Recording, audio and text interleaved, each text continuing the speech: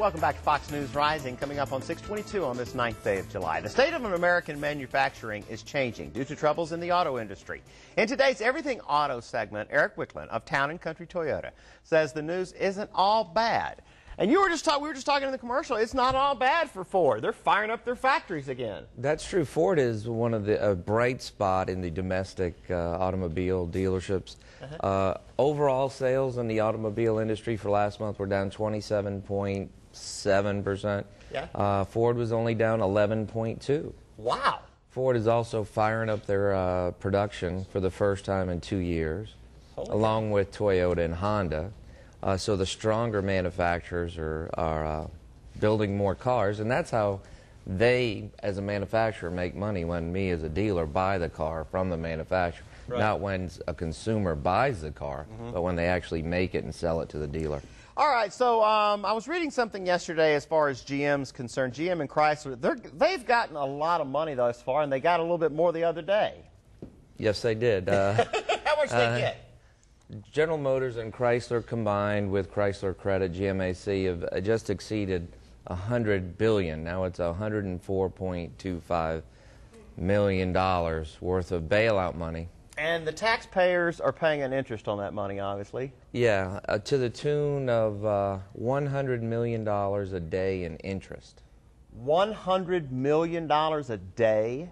In interest. What are they doing with that money? Ford seems to be doing well, Honda's doing well, Toyota's doing well. What in the world is GM doing with that money? Well, General Motors and Chrysler, we can hope, since, you know, it's really our interest we're paying, is they're going from a push to a pull system on their production line. What does that mean, Eric?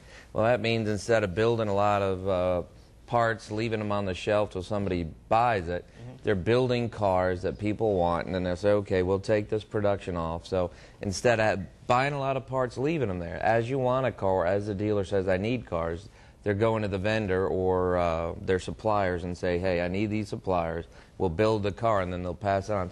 Have a lot of money in inventory anymore. All right, so let's say, since the government owns a lot of GM right now, right? Oh, yeah. How about if they screw up? What happens when the government screws up?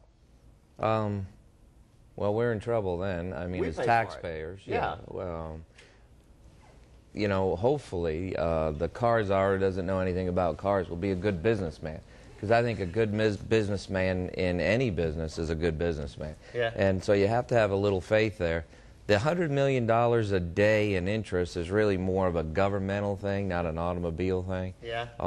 I just know fiscally, as you know, somebody who runs a business and runs my own personal business, if I borrowed $10,000 a day for a year and my sales were down 41%, I'd have a hard time paying it back. Yeah. All right. Thanks, Eric.